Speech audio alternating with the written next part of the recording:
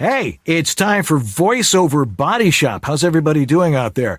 Hey, we're in studio. We got a big audience. Everybody applaud. All right. Look at them all. Yeah. See? An actual audience. This is about as many people as we can fit in here. But our guest tonight is the one and only Jason Linere White. Say hello, Jason. How's it going? All right. We're going to talk about all the different things that you do, which is quite a spectrum of things in the entertainment and voiceover on camera and all sorts of stuff. So if you have a question for Jason, put it in the chat room, whether you're in Facebook Live or YouTube Live or however you're watching this. You know, if you're watching it on TV, I'll be really impressed. Or if it's beaming in from a Chinese weather balloon. Yeah, from a balloon. Yeah, exactly right. Balloon. You know, someone's going to watch this in 2 years and go, Weather what? balloon. Anyway, it's time for VoiceOver Body Shop right now.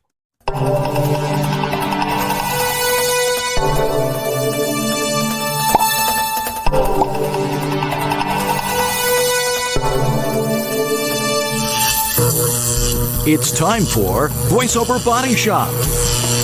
Brought to you by VoiceOverEssentials.com, the home of Harlan Hogan's signature products. Source Elements, the makers of Source Connect. VoiceOver Heroes, become a hero to your clients with award-winning voiceover training. VoiceActorWebsites.com, where your voice actor website doesn't have to be a pain in the butt.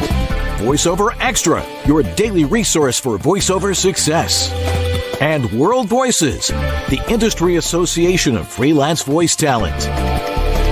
And now, here's your hosts, Dan and George.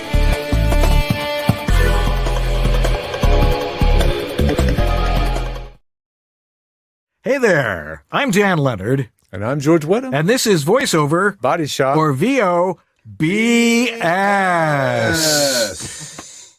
I should have told you guys, that's your part. Oh, no, what are you going to do? Now you know later. We'll do it again later. Anyway, the sound will be perfect tonight. The colors look absolutely magnificent for some reason. It's because all you guys who support us out there and make sure that technologically this thing is just way above everybody else.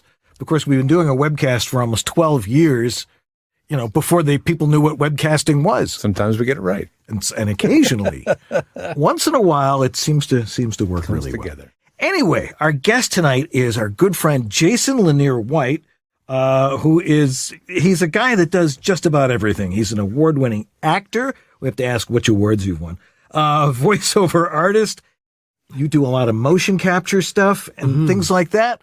Let's welcome him to VoiceOver Body Shop, Jason Linere White. Thank you.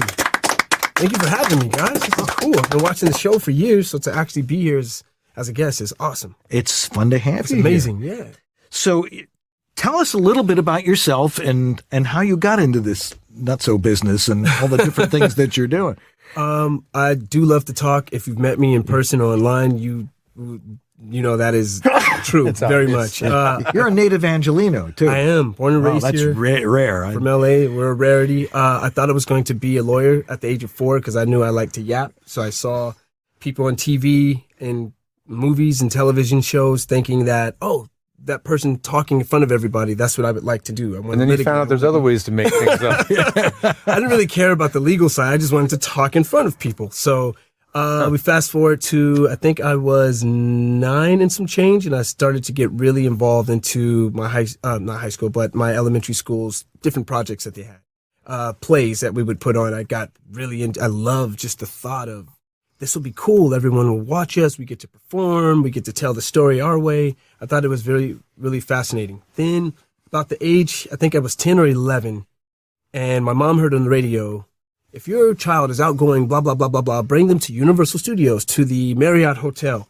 There's going to be Beverly Hills Studios is going to have a showcase in Beverly Hills Studios. For those of you who don't know, it's already been gone.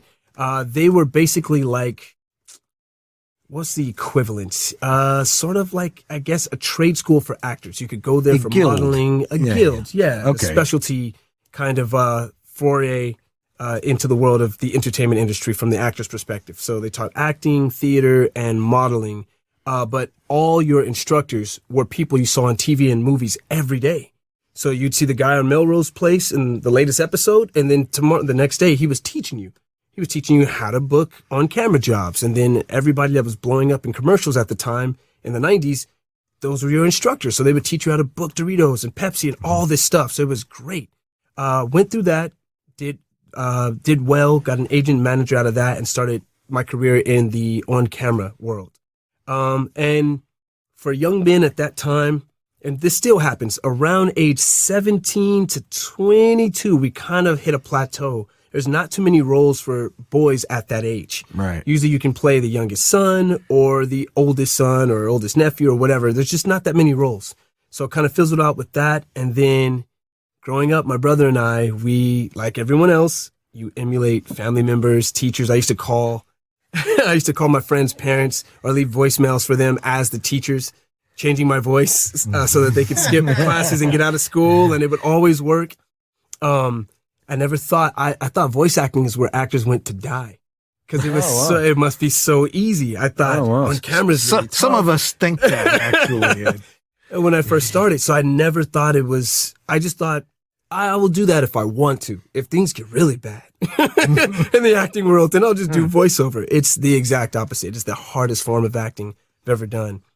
Stumbled onto it in 2012, started taking classes and fell in love with it. My brain loves to learn, and I love the fact that there was something I knew nothing about. I think I did my very first voiceover audition on Voice 123 sometime in 2012, and it took me an hour to do a 30-second spot.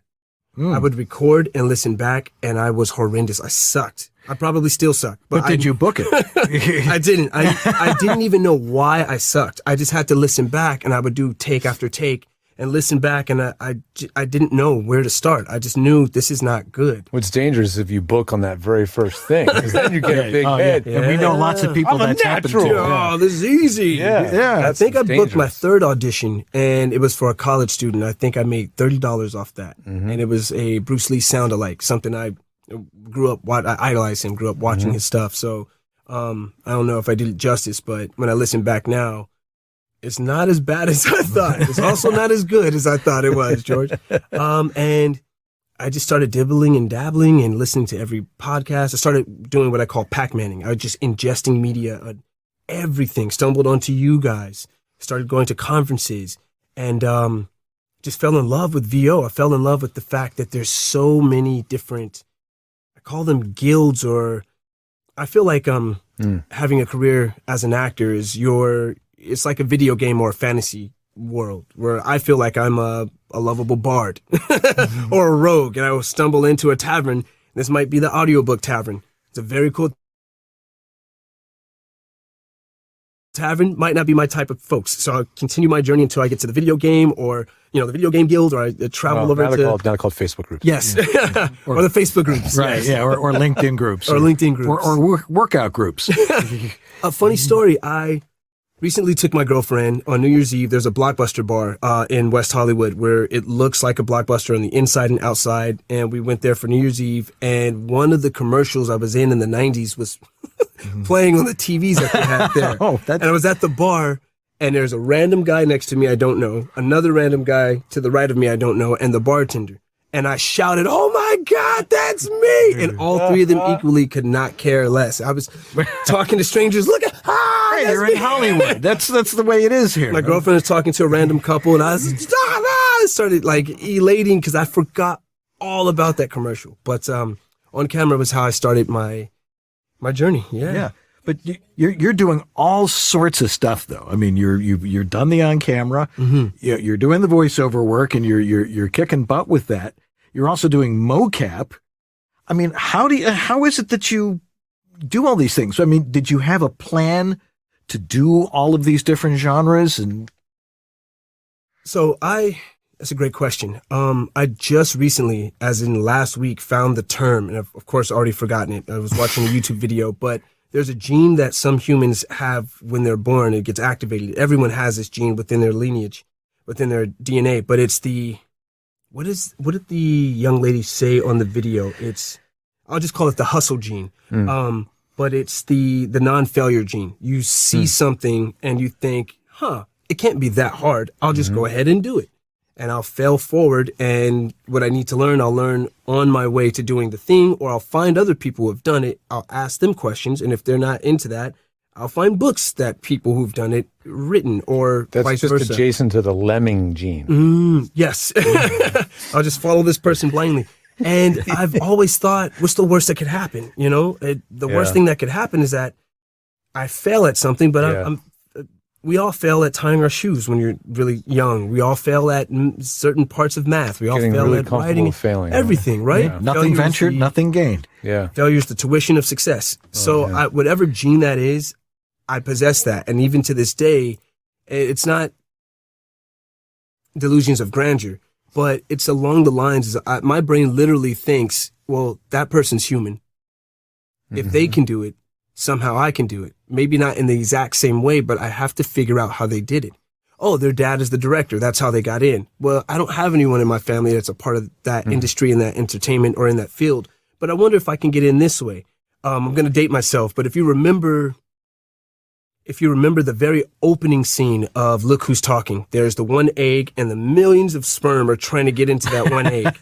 That's the on-camera world. There's one job, and we're all, using swords and blasters and lightsabers, fighting to get that one job.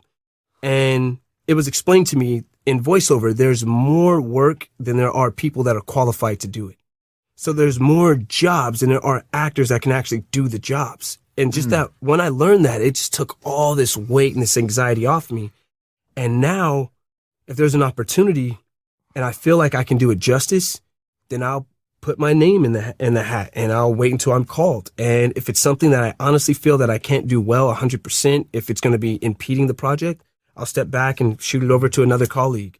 But that's been my bread and butter for life. I just I go, well, let's try it. I roll my sleeves up and go, let's try our best and see how we can make this a part of our career, a part of our life, a new hobby, a new skill in some type of way. Yeah.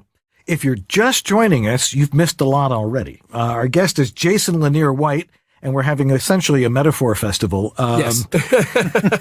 I speak in metaphors. And so do I. Well, that's why we relate so well. If you've got a question for Jason about all of these different genres that he works, type it in the chat room, whether you're in Facebook or you're on YouTube Live. And Jeff Holman, who sits just to the left of me, will be taking down all these questions, and we'll be able to ask those in just a little bit. So get in there. Ask your questions, because we want to hear from you. That's what this show is all about. So, you talk about, I'm going to do this. How did you physically implement each one of these genres and get into them and find success in all of them? With on camera, being an 80s kid, that's all we did was grow up, watching television from the time you wake up to the time you go to sleep. Yeah. And so it was like that in the 60s too. Yes. So I always had these emulations that I would just gravitate or anchor to. I would hear the director say something in director language, and I would translate it to, oh, this is just like that scene in that show that I love with this and now, or this is just like the episode of Knight Rider when Michael Knight does that and David Hasselhoff acts. Okay, I'll do that, but my version of it. So I had all these anchors to kind of factor towards. With VO, I was impressed and blown away with how much information is out there. And even more so now, there's podcasts, there's books, you name it. And there's some redundancies, but everyone, I look at it as kung fu schools. Everyone has something cool to teach you at each school. You might learn kicks at this one school, or punches or throws at these different schools. So, and everyone's style may or may not mesh with your own.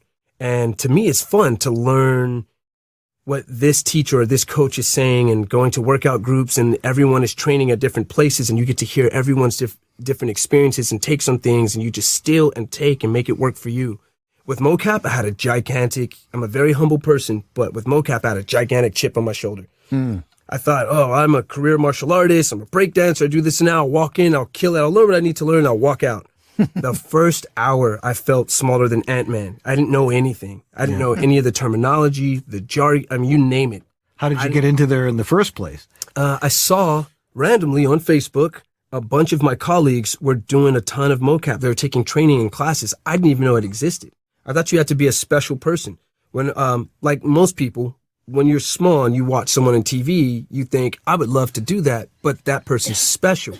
They're not like me. I'm sure their dad was Zeus and their mom is Hera. That's why they're on TV. They're a god, right? That would explain a lot. They have powers. That's why they're doing what they're doing. So until I saw that, did I know it was accessible? I signed up for the class, introductory class, with Richard Dorton. He's one of my mentors, for motion capture. He's been doing mocap for going on 25 years. He was the first guy in LA to do mocap, and create a career. So I've seen him, been him, killed him, saved him, you name it, all through video games. So when I met him, I fangirl, you know, it's like meeting the Beatles at that time. Like, Ringo! No one cheers, no one screams for Ringo. But upon learning and spending time in that class for the first hour, I got humbled and realized I know nothing about this world. It has nothing to do with the movement at all. It has to do with character breakdown and why are you moving? Why are you doing this movement? The movement's not important. Why are you doing this movement? Once I learned it from that aspect, again, my brain loves to learn. I just dove headfirst into everything I could ingest about motion capture. Yeah. It's acting. I mean, but you're acting in this void. Yes. Is that kind of weird? Yes, it is. With theater, you have to project and you have to always face forward because the audience is looking at you and you pretend they're not there. Unless in certain projects or, shows where you talk to the audience. I call that Zach Morrising. Zach, wait, what was that? What is that his name? Zach Morris? From Efron? No. Zach, Saved by the Bell. Zach Morris. Morris is his last name? Zac Efron. Zac Efron. Okay. Is that breaking the Someone will, No, someone will find there is out. no wall Preppy. here. But anyway, Zach and Saved by the Bell would stop, or better yet, Deadpool. Deadpool always stops and talks to the audience, right? or an aside? And then on camera, you have billions of people around. You have to pretend they're not there. Mocap is a mix of motion capture is a mixture of both. You have people touching you and pulling you places. You have people throwing things at you, walking around. You have to pretend they're not there. There's a virtual camera guy who is this close to your face. You will have an intimate scene with your partner, and you two are supposed to hug and kiss and embrace, but they have a head cam on, and so do you, and you can't get this close. And there's 5 different people telling you better not bump that head cam. There's a sound guy, there's a video guy, there's a head cam guy, there's a mic guy, and everyone is like, you better not bump those head cams, but you're supposed to embrace. And so it's very challenging. Do you ever see what you're doing? Zach Morris, that's right. Do you ever see what you're doing on a monitor somewhere, or would that be Yes. totally distracting and mess you up? To some performers it is, because many times you get to see yourself in real time as the character that you're portraying. So I'm 5'10", but you can be a giant who's, 12'9", standing around, walking around. Systems are so powerful now. They can render your character in real amazing. time. You're controlling a giant puppet. To me, it's Basically a helpful to huge see the puppeteer. scale because it helps you move as that character better instead of seeing it on a 2D piece of paper and then trying to bring it to life. Yeah. To get back to your question, you have to have extremely strong imagination muscles because nothing is there. Most people fail at the improv game of making a cup of tea. The minute they pour the tea, the kettle evaporates. They always pour the tea and right before they take a sip, the kettle just disappears. They always forget to put it down. It's those little things that will stop you from, it's those little things that will keep you doing take after take after take after take. Right. It's remembering those things. I put this thing down here. Crap. Did I put it on this side or that side? You have to remember. So it's just repetition, mileage, like with everything. And you're wearing a green suit and ping pong balls. Yes, you have a Lycra suit on and with all the balls on it, all the trackers, sometimes trackers or markers on your face, and sometimes a head cam and markers, everything. You can use props, weapons, but it's so freeing. You get to go back to being 3-4 years old where your imagination is key. And the more vivid you can create that world, the more fun you have as a performer. And something I feel that doesn't get out there enough about motion capture is that it's very collaborative. The directors, they talk about Nolan North on the set of, I think it's The Dark Knight. Was that the one with Heath Ledger? The Joker one? Is that I think it's The Dark Knight. Where they would ask Nolan, hey, we've been in this room for a while. How long have we been in here? And he'll say, he's the director, and he'll say, I hadn't thought about that. How long do you guys think you've been in here? So they say the the movie was very collaborative like that. Motion captures like that. The director will give you your lines and how you're supposed to move and interact with certain things, but they're looking for your input as well. And they're looking for you to bring that character to life. And I love that. I love the fact that with on camera, many times it is just stand here, say this person walks here, and then you guys say this, and then you leave. Do it the way I asked you to do it. With mocap, it's very collaborative. Yeah. Oh, So, cool. okay, so you're doing on camera, you're doing voiceover, you're doing mocap. Anything else that we should know about? I direct and I Okay. help cast from time to time, different projects. Yes, lots of mocap directing within like the last two years. Yeah. Right when COVID hit, I own Dropship Studios LA. We do what large studios do on a smaller scale. Basically, independent video game programmers and developers will think, we would love mocap in our game, but we can't afford what Activision and Electronic Arts can afford. So I guess we just can't do it. But they'll find companies like mine, or we reach out to them and say, well, how much is your budget? Here's a plan that fits that budget. It might only just be face cap that you can afford. It might just be motion capture. It might be performance capture, which is face, sound, likeness, your entire body, fingers, and everything. And it's become extremely affordable now to add motion capture to almost anything. That random iPhone does facial capture so well that you can just pop that right into a movie, video games, VR experiences, you name it. If you know how to do it right, it's nuts. Whoa. Once again, we are talking with Jason Linere White, who does everything. He probably even paints his own room, that sort of thing. With the window closed and then passes out. Yeah, you got to tape it just right. Yeah. If you've got a question for him, again, throw it in our chat room right now in Facebook Live or in YouTube Live. And of course, if you know who's going to be on, you can always write a question to us much earlier on. But you didn't have the chance to do that yet if you didn't do it. It's a life hack. I know. I like that, Dan. Yeah. So how do you keep all of these different things that you're doing straight? I take it you're a very well organized person. No. But Not even all right. close. So explain how you do that. Okay. What I love this question because it works for life. It helps you if you find out if you're a ninja or a pirate. Are you a morning person or a night person? For me, I'm a morning person. I love getting up early and I feel like I'm ready to start the day, and I try to focus on what I need to do in what order. But I don't actually have a schedule that I link my time to. I know that there's certain things I need to do, and this is going to sound weird, but as being an actor and being a Pisces are like ping pong or like pinballs. Pinball. We're over everywhere, right? But we're very creative. When the moment strikes me, that's when I do it. So for instance, if I know I have voiceover auditions to do, instead of doing them in the order that they came in, however I'm feeling that day is how I tackle those auditions. I say, I don't feel I'm not 100% up, so I'll go ahead and do this Bank of America spot, or I'll try this, or I'm feeling good this morning. I got up, walked the dog, I'm feeling great. Time to do some video game stuff.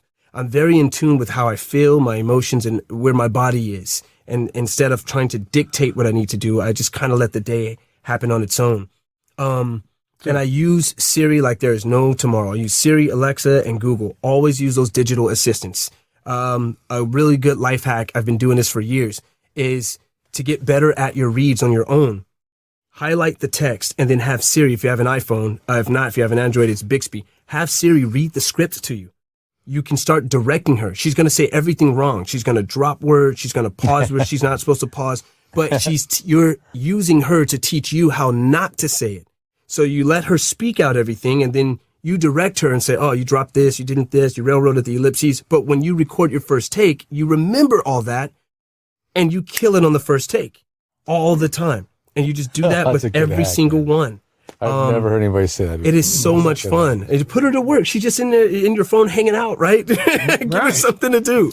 She's just sitting there knitting or doing whatever she does when she's waiting for us to give her commands. Be nice about it. Yes, she's a digital person. Be nice.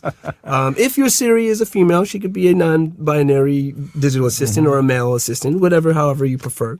Mine is the average voice comes with it, but I put her to work. And then I have her and Alexa remind me. And sometimes they fight.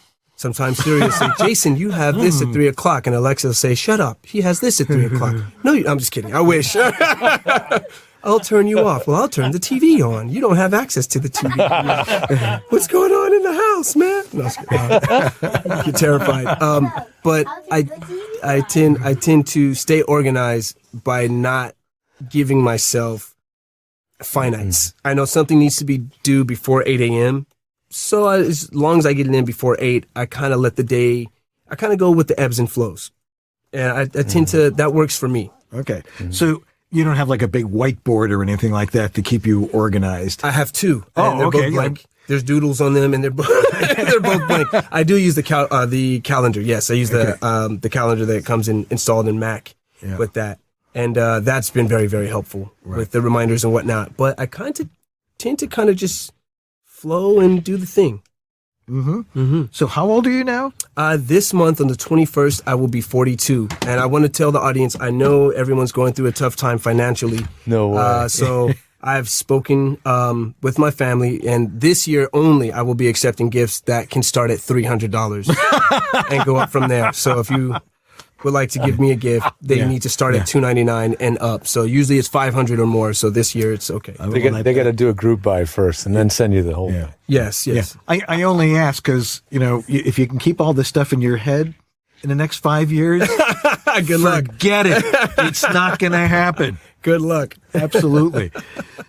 Once again, we're talking with Jason Linere White, and we're talking about all the things that he does in the voiceover world, in mocap, and on camera. And again, if you got a question for him based on all this stuff that we've been talking about, throw it in the chat room right now. So I've been noticing that you had a group called Voxernauts. Yes. And so I assume that is still sort of there, but that's sort of morphed into this company you've got? Yes, into Dropship Studios LA. Voxernauts is all about, Vox meaning voice, is all about getting some of the best training at affordable actor prices. I was doing a lot of ADR and looping training. $50 per person. I think we're maxed out at 12 people, and this was in person. I think we started in 2017 and went up to about 2020 or so, right before COVID happened. And you would come from 7 to 10, and I had a bunch of scenarios, and it was a day in the life of doing ADR and looping. A quick, small rendition of that. What ADR is 3 or 4. I'm not telling you guys. You guys know. You guys wrote the book on it. Audio dialogue replacement, or there's like 3 other automated dialogue replacement. Yes. Automatic dialogue replacement. It's all the background voices. You watch Friends at home, and you notice that only Rachel and Ross are talking, right? In the coffee shop, you can't hear anyone else. Those actors are being quiet. And later on, when the episode is edited down, it goes to actors such as myself and 9 other of us, and we start to put in things that we would think the background actors would say. It's very lucrative.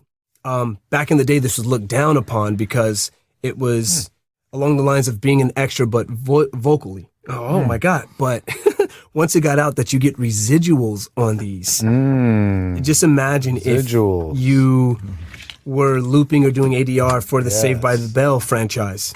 Right? Those get syndicated, and you are just still making money. Residual checks are coming, even though the show's been off air for 20 years, something like that. Yeah. So it's very lucrative, and this happens with movies, television shows, you name it. So I do a lot of that. It's basically like an actor's 9 to 5. And if you're an amazing improver, it doesn't mean you're good at looping. If you're extremely good on camera, it doesn't mean you're good at looping, and vice versa. So it's a very finite, small niche to get in there. But it has become so lucrative. I love it. It's amazing. You work those muscles every day, which is the improv muscles, one of the foundations of acting. And so many different projects, you get to meet different people and understand their experiences and whatnot. And I forgot what the question was. Well, the question was how do you keep it all straight? There we go. Yes, and also that you're teaching a lot of these things, and that you've got the meetup group, or do people meet up, or? Now we do it online. We're going to be starting this month of going back to ADR and looping, because most of it is now you can do it online. So overnight, we talk about the structuring of COVID. 90%, 95% of the time when you did loop, you would have to go into the physical studios. Well, literally overnight, that stopped. So now I'm looping with people from New York, people in Spain, you name it. And we're all working on the same project. And everyone's in their booth, their closet, you name it. And when you watch it on the television, or you see it on your phone or movies, you can't tell. The way they've been mixing them down now, you cannot tell. Yeah. the show Lovecraft Country. Yeah. Didn't get a second season, but we did 4 episodes in person, and the rest of the 6 we did all individually at home. Right. And I think it's Tim. I can't remember his last name at the moment.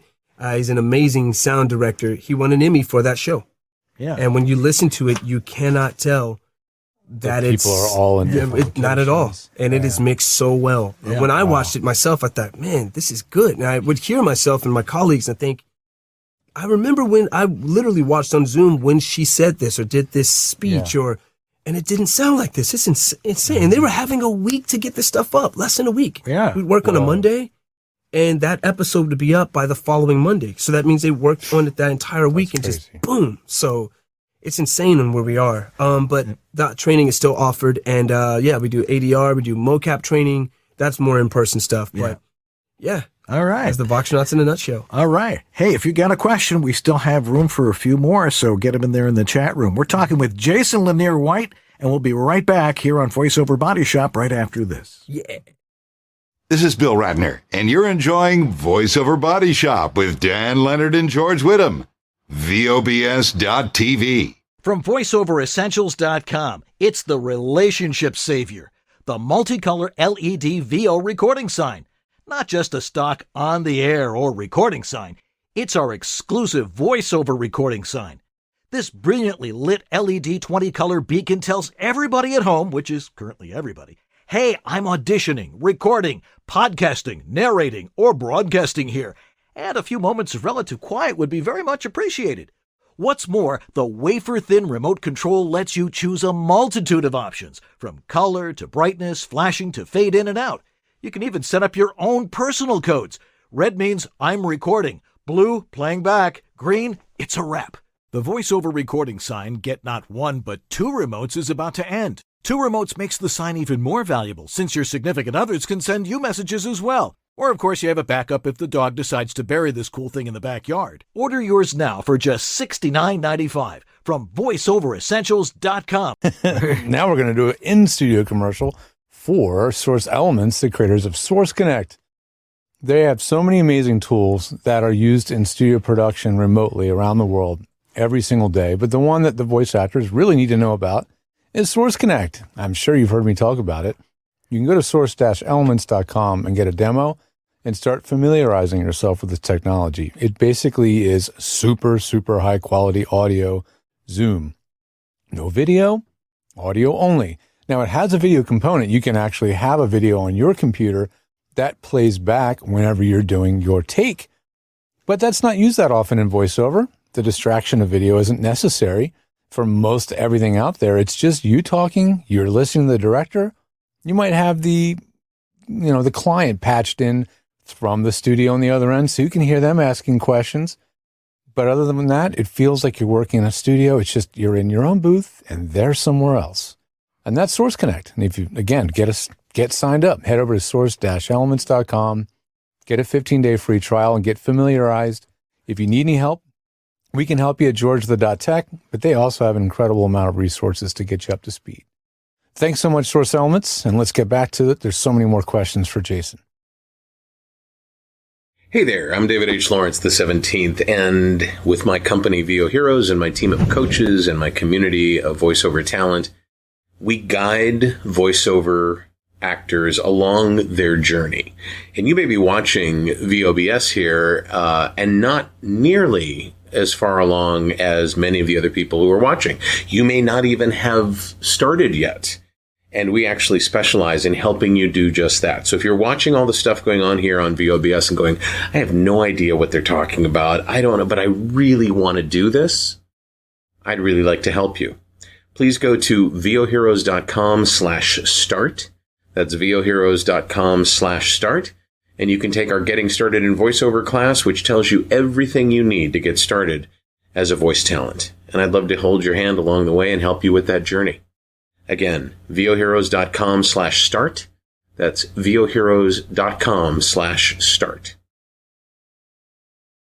This is Bill Ratner, and you're enjoying VoiceOver Body Shop with Dan Leonard and George Whittam. VOBS.TV. We are back here at VoiceOver Body Shop. Our guest is Jason Linere White, who has been telling us about his amazing career, and you're just still a kid. So we got a lot of stuff coming up for him, which is going to be really cool. We've got a lot of questions, right? Right, Jeff? That's right. Okay, we got lots of questions for you. George, take the first one from Wishbone. Yes, Wishbone from the YouTubes. Jason, what's your favorite, most recent role or really experience with voice acting, and why? There was a big game that I was up for, and I did an audition. It came from my agents, and I got a call back. The call back was in my booth. I did it in my booth. It zoomed in with everyone. I got the role and just found out last week the game is canceled.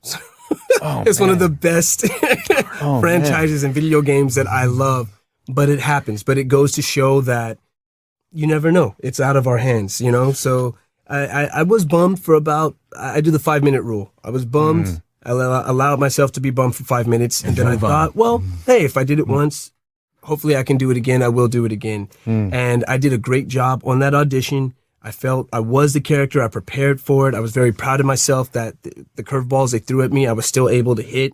Not everything was a home run, but I was very proud of myself of how prepared I was. Yeah. And I would have to say it was that. So it would have been nice. Yeah. And of course, when you're auditioning and you do that stuff and you know you did it well, they remember. You may not be right for that particular part. Yes. But they'll go, oh, wait, we're doing this one. That Jason Linere White was really good when he did that. So. And that happens a lot. That happens frequently, which I'm grateful for. Oh, we all are. Definitely. All right. We got a question from Grace Newton. Until I can fund coaching, what can I be doing daily to prepare for voice acting in video game? Got you. This is for everybody of every genre. If you want to learn, no matter what you want to learn, exhaust your free resources all the time. Podcasts. You're going to get bored. You're going to get tired. It's going to get frustrating because not all the information out there is easily ingestible. Sometimes people have great info and they don't know how to relay it, and vice versa. But go through YouTube, go through podcasts. Every time you drive or you walk somewhere, you should have your earbuds, headphones in, and you should be listening to a podcast of someone talking about whatever that is. You will be surprised on how many tidbits that you wind up picking up. As long as you learn at least one thing, it doesn't matter how much of the information you already know, you've already attained. Even if there's one thing that's new or a different spin on it, that might be what you need for it to click. Exhaust those resources. Watch video game trailers. Watch the trailers and watch the cutscenes. Cutscenes are the miniature movies in the video games themselves. You don't have to be a gamer to be in video games, but you have to know the genre. If someone says, okay, I need you to say this line as if you're yelling to the Master Chief and the Covenant are behind you shooting and blasting the ship up, the Pelican up, you need to know what all those words mean. I need to know what the hell a Master Chief is. I need to know what a Pelican is, and I need to know what the Covenant is. If you don't know what any of those are, there's a good way of starting. Let's go and research Halo. What's the story of Halo? Leave it on in the background. YouTube will just do its thing while you cook dinner and whatever it is that you do laundry, and you learn and soak it up. Our brains are wired to fluctuate between our senses when we're already doing something. That's why if you're vacuuming or doing dishes, or if you're doing laundry, but you have something on in the background, your body is physically involved in a task, which means that it's going to allocate more energy to your ears. So it means you can actually do a deeper thinking when your body is physically doing something. If you're vacuuming, if you're doing the dishes, drying the dishes, taking them out of the dishwasher or doing them or whatever. Doing something repetitive. Something repetitive. Yes, something definitely. You've done 1,000 Cleaning the times. fish tank or Swiffering or something. If your body has a task to do, the brain can kind of allocate more information to your other tasks. You can taste food better. You can retain knowledge better from what you hear. Your ears perk up better. It just, whatever's monotonous, try to do these things. Try to leave a podcast or a YouTube video playing on in the background. And then project. One of the easiest ways to get in games is to do what we call battle chatter. I'm not going to do one now, but imagine when you say something, the words coming out of your mouth are flying in front of you. They're coming out so fast. They're like bullets going through a wall. So a yell or a scream would be, oh my God, he's going to kill us. Battle chatter is a projected yell. It's swapping mags, reloading, watch the flank. It's very short and sweet and compact. Go from your diaphragm and don't use your throat. Push from the tummy. If you scream and turn to your left or right and you feel any discomfort or pain, you're screaming from the wrong area. You want to scream from your chest or your tummy. If you can get battle chatter down well and do those in auditions, that's like your background work for video games. They'll call you, and we call it killing. They'll call you and they'll kill you, which just means you get worked to exhaustion to do battle chatter. And you will be that guy or that woman or that person who's just yelling, reloading, this and that. I did a firefighter video game where it was 10 hours. It was broken up into 3 sessions, 2 4-hour sessions and one 1-hour session. And it was, the roof is collapsing. You get stuff like that. It was, we can't get in.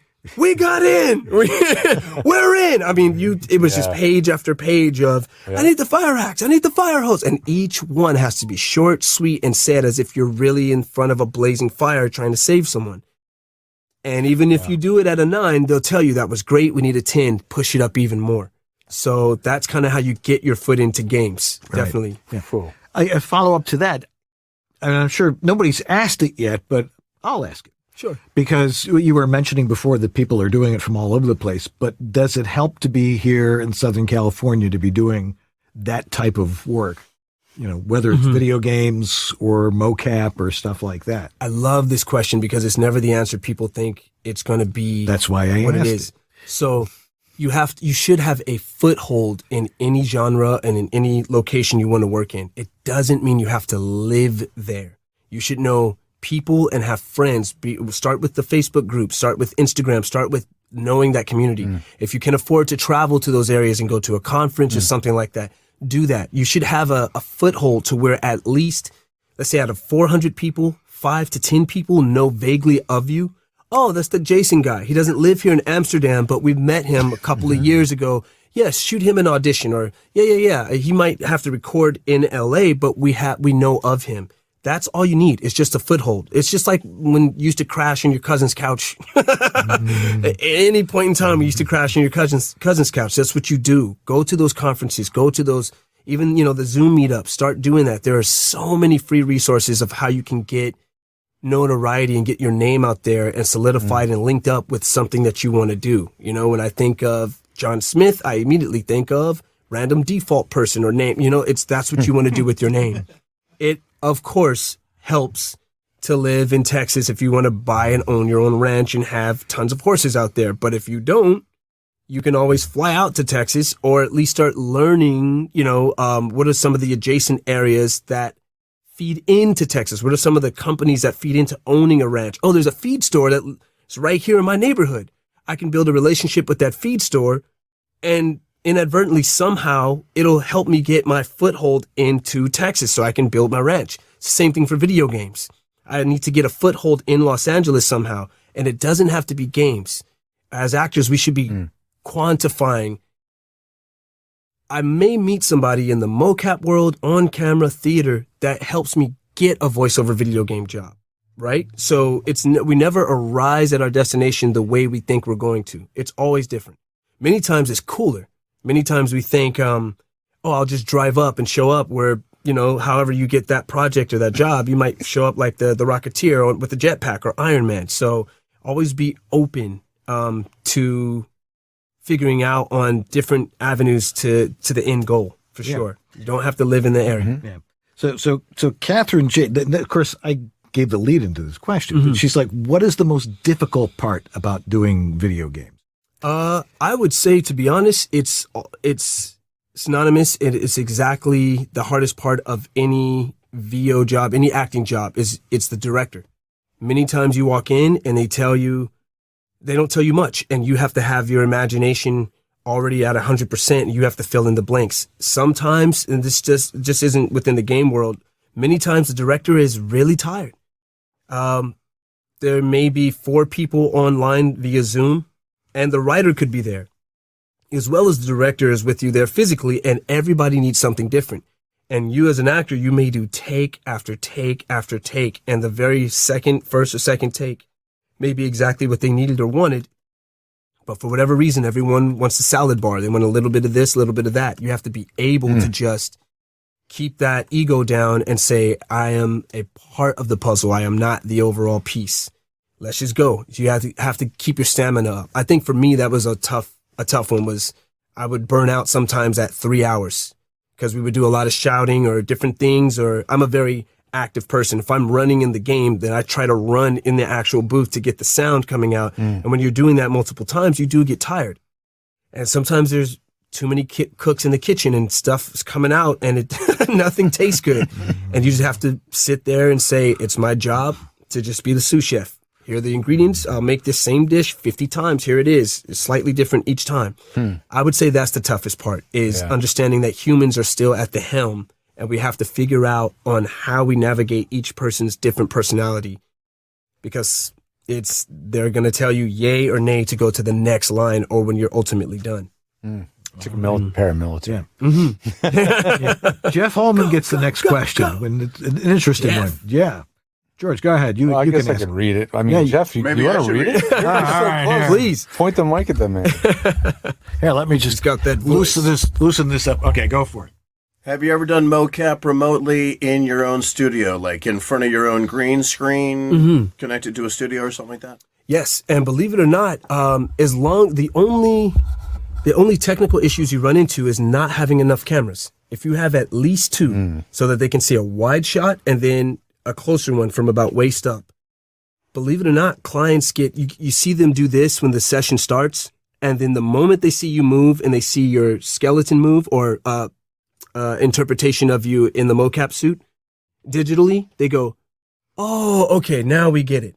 That's exactly how people are going to feel about the metaverse. Right now, it sounds stupid, but when you put a headset on and you go to a digital Nike store, you pick up some shoes that aren't really there, and you look down and see those shoes on your actual foot and your cartoon style foot, and you can move your leg and look around and still purchase those shoes, and in 2 days they show up, then everybody will be okay with the metaverse. That's where we're at. And how we do remote sessions is just like that.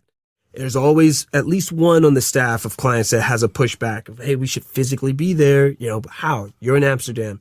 You're in Turkey. You're in England. You're over in, another part. And everyone wants to be on at the same time with, you're in Denmark with all the different time constraints.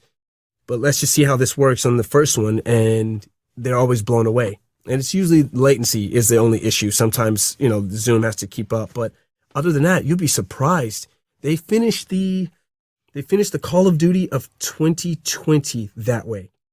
They called all the mocap people in, the performers in, started in 2019. COVID happened, and then they shipped the Xtra suits out, which are mocap suits. You put the suit on, zip it up, take a couple of minutes and fire it up, and you see in real time your movements into the computer and the software.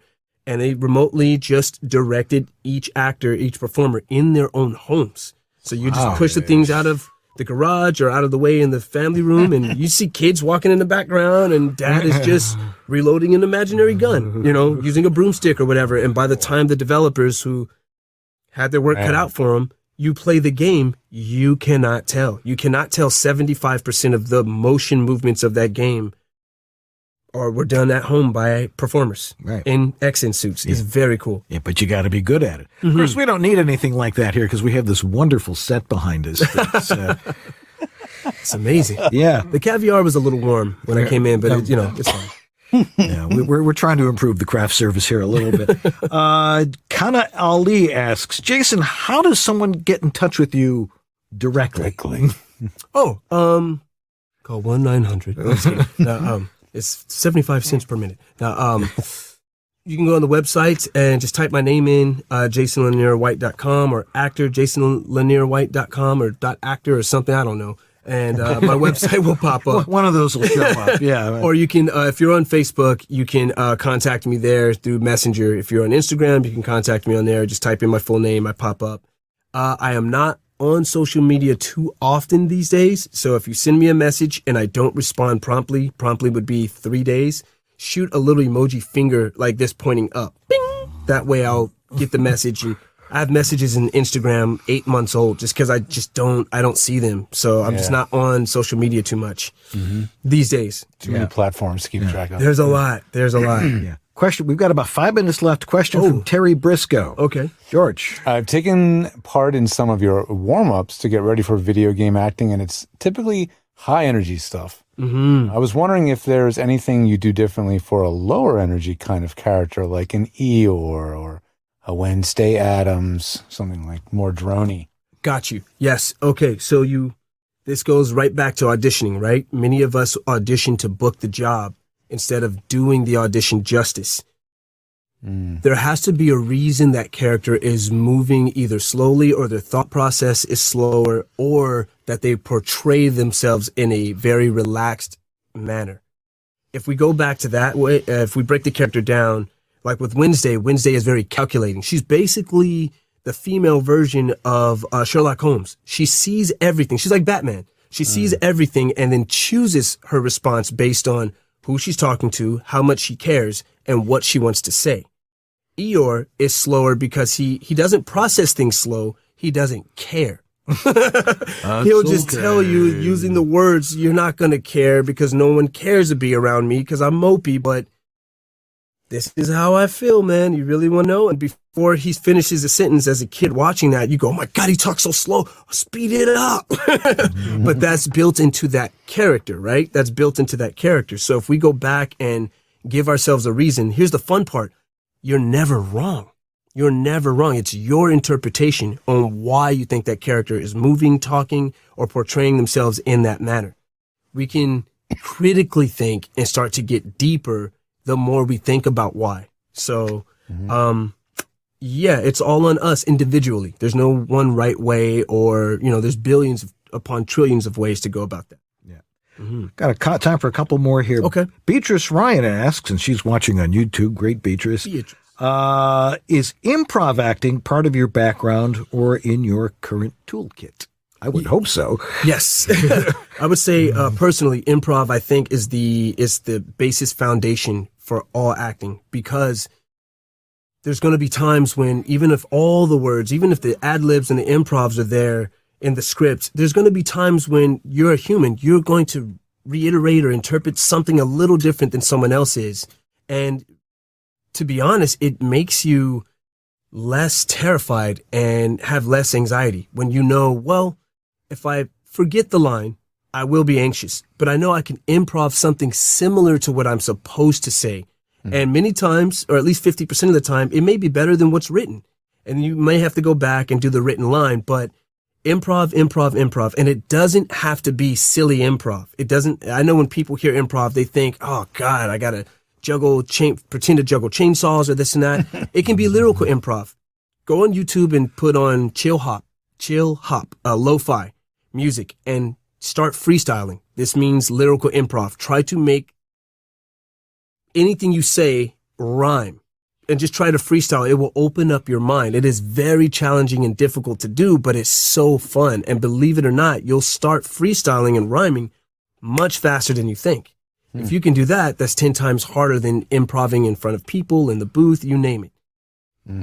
All right. One more question from Greg Cooper. George? Greg Cooper. Did you train at the same time for all these genres, or do you focus on one area and really try to master it and then move on to the next genre? Are you good at focusing? That's good. I am. I'm very good at focusing when it's something that has to do when I know that everyone else has an initiative involved in it. I would say start with your background. With me, that's why I had a chip on my shoulder for mocap, was I thought I'm a movement person, right? This will be easy. Mocap's all about movement. I'll just go in, I'll learn the terminology, and I'll just do the moves, and I'll take off, and, thanks, and I'll just start my career into stardom. You're going to sail. Yeah, I'll just sail, right? Hit autopilot and just hang out, open a Coke and chill. But start with your background and really do think. You might have to ask family members, friends, colleagues, and they may tell you something you forgot. Yeah, I remember you took tap dance for, 6 months when you were 7. Oh yeah, I have very good hand, foot, or I'm pretty good with breaking down movements with my feet or my entire body because of that. That makes its way into everything you want to do. So start with the foundation of you. Take a piece of paper and write down all the things that you can do at a 5 out of a 10 scale, 0 to 10. That's a 5 or higher. You will be surprised on how many things you do at a 7 to 10 on that scale that can make their way into all of your acting. In my experience, most people have at least 30% of reserves in anything they do. When they do their best take, if they really stop and critically think about a couple of things and do one more take after that and really push, they usually have the best take of their life they've ever done, because we're usually really timid and we don't want to push more. With me, I try to get things to where I feel proficient with them. Say, okay, I know nothing about firearms, so I take some classes on that. I feel like I can load, rack, and, disassemble this firearm good enough with my eyes closed or open to where I feel proficient if I were to perform this in front of someone else. And I try not to master things because they're always changing, I mastered my Apollo audio interface, and, 4 months, a new one came out. I was like, damn, I don't know how to use this one, Firmware update. That's my number one tagline, that for myself. If I can do it in front of people and well to where no one goes, then I know that it's time to move on. I'll go, okay, cool. I feel solid about this. Let me learn this part. And so I try not to master things on purpose because they always change. Yeah. And that's the way it's done. Jason. Thank you. Thank you so much for being with us tonight. Man. Thank you for having me. All right. George and I will be right back to wrap things up and rack it up for Tech Talk. So stay tuned. We'll be right back on VoiceOver Body Shop. You're still watching VOBS? In these modern times, every business needs a website. When you need a website for your voice acting business, there's only one place to go. Like the name says, voiceactorwebsites.com. Their experience in this niche webmaster market gives them the ability to quickly and easily get you from concept to live online in a much shorter time. When you contact voiceactorwebsites.com, their team of experts and designers really get to know you and what your needs are. They work with you to highlight what you do. Then they create an easily navigable website for your potential clients to get the big picture of who you are and how your voice is the one for them. Plus, VoiceActorWebsites.com has other great resources, like their practice script library and other resources to help your voiceover career flourish. Don't try it yourself. Go with the pros. VoiceActorWebsites.com, where your VO website shouldn't be a pain in the you-know-what. Your dynamic voiceover career requires extra resources to keep moving ahead. There's one place where you can explore everything the voiceover industry has to offer. That place is voiceoverxtra.com. Whether you're just exploring a voiceover career or a seasoned veteran ready to reach that next professional level, stay in touch with market trends, coaching, products, and services while avoiding scams and other pitfalls. VoiceOver Extra has hundreds of articles, free resources, and training that will save you time and help you succeed. Learn from the most respected talents, coaches, and industry insiders when you join the online sessions, bringing you the most current information on topics like audiobooks, auditioning, home studio setup and equipment, marketing, performance techniques, and much more. It's time to hit your one-stop daily resource for voiceover success. Sign up for a free subscription to newsletters and reports. It's all here at voiceoverxtra.com. That's voiceoverxtra.com. Yeah, hi, this is Carlos Alazraki, the voice of Rocco, and you're watching VoiceOver Body Shop. In a little bit. We are back. We are back. Because this is what we do. Jason Linere, what fabulous talent and great at explaining things too. No, super. I mean, that was like a mini masterclass. Yeah. For sure. Yeah. Next week on this very show, we will have Tech Talk number 96. They just keep adding up. And it's going to be interesting. We've got a lot of cool stuff to talk about tonight. I always find all stuff. next week. Yeah. Let's see. You've got... let's see what's going on here. We've got you've got Tech Talk now on TikTok. Tech Talk on TikTok with quick, less than 1.5 minute tech talks. Yeah, tell us about it. I'm trying to keep them going once a week. I can't even keep that many happening. My kid's way better at keeping it consistent. Not me, but I promise you, if you do follow me on TikTok, I'm not going to flood your channel with just day in the life posts. I have no problem with all you voice actors that do this, but there's a million people that just tell you about literally their day and what they do, and it's a little boring. But anyway, yeah, I'm on TikTok, and we got webinars ongoingly, constantly over at georgethetech.com/webinars, and you can put in VOBS Fan 10, VOBS Fan 10 for 10% off. All that stuff. Great. Here's our donors of the week. We have a new one, the Bristol Group. Bristol. Yes. Nice. And we got Grace Newton, Robert Leadham, Stephen Chandler, Casey Clack, Jonathan Grant, Tom Pinto, Greg Thomas, A Doctor Voice, Antland Productions, Martha Kahn, 949 Designs, Christopher Epperson, Sarah Borges, Philip Sapir, Brian Page, Patty Gibbons, Rob Ryder, Shauna Pennington Baird, Don Griffith, Trey Mosley, Diana Birdsall, and Sandra Manwiller. Hey, join our mailing list too. Maybe some of you saw the mailing that got sent out this afternoon. Oh yeah, I can watch Voiceover Body Shop live tonight and ask my questions. So we try and get that out so you know what's going on. We also need to thank our sponsors, Harlan Hogan's Voiceover Essentials, VoiceOver Xtra, Source Elements, VOHeroes.com, VoiceActor.com. Not VoiceActorWebsites.com is still there, but now there's VoiceActor.com, which we'll get a chance to talk about. Great new thing. Yeah, and world-voices.org. The Industry Association of Freelance Voice Talent. There's the president. Yes, I just happen to be in charge there. But anyway, thanks to Jeff Holman, who's with us tonight, and for getting all the questions in there, and Sue Merlino, who's somewhere else, but she's directing. Thank you, Sue. Good job, Sue. Appreciate it. All right. That's going to do it for us tonight. We're going to re-rack it for Tech Talk. If you've got tech questions, now would be a good time to throw them in the chat room because we do it live. And then all next week, you get to watch all the amazing stuff that we get to talk about right after this. Anyway, this is not an easy business. That's why we bring you great people like Jason Linere White, who can tell you all the things that you need to know to make it better. But when it comes to your sound, if it sounds good, it is good. I'm Dan Leonard. And I'm George Whittam. And this is VoiceOver Body Shop. Or VOBS. Yes. See you next time. Later.